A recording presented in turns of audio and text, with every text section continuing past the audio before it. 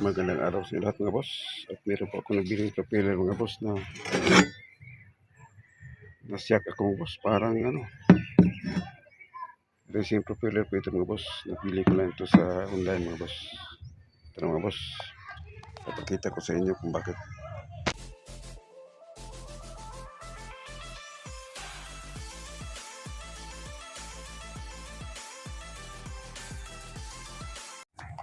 Nabili ko ito sa online mga boss.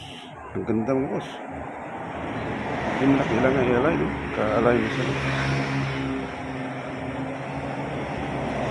Para to sa mga boss, sa Honda na GX390 na semi-lugar. 1.5 ang bili ko nito mga boss. Pero ang ganda, ang gaang. Tapos yung yung mga boss, yung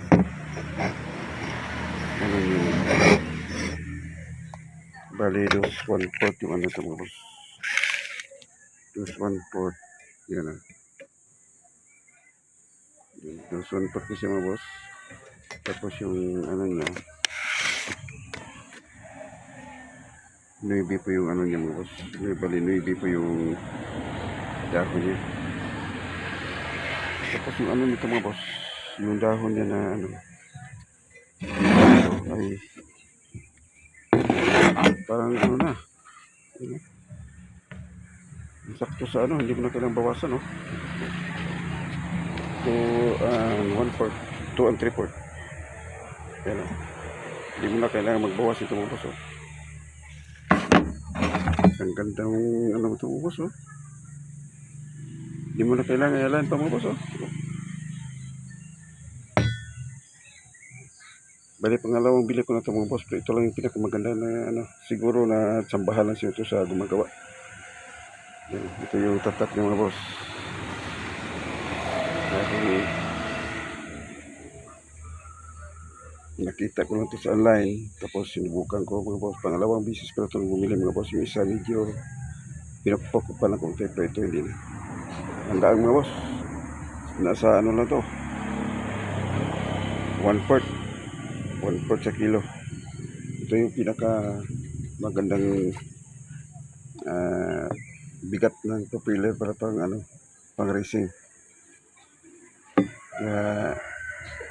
Ito kailangan talaga mga boss, hindi na kailangan pang i-align, naka-align na siya. Kaya siguro order pa ako nito ng subukan nyo hanapin ito sa online mga boss. Bali ang tatak niya ay RM propeller. Yan RM propeller ito siya mga boss. Maghanap na lang kayo nito mga boss. Sa mga may bangka po kayo na mga 19 o 18 ang haba, may trikat, ito yung pinakamaganda mga boss. Subukan natin mga boss, wala na hindi mo na kailangan pang i-align. Parang parang sit up na pang racing na talaga mga boss. Okay mga boss, short video lang ito mga boss. Pakita ko sa inyo kung parang nakakatuwa kasi tingnan itong nabili ko propeller. Kagaya ito kagaya dun sa pang racing namin mga boss. Ang gaan mas magaan pa to sa ginagawa namin pa racing mga boss.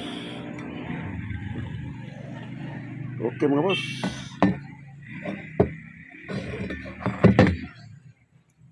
kung gusto niyo bumili nito boss,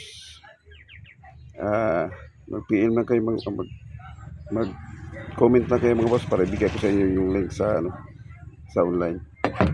Okay mga boss, maraming salamat sa inyo panonood and God bless po sa inyo lahat mga boss.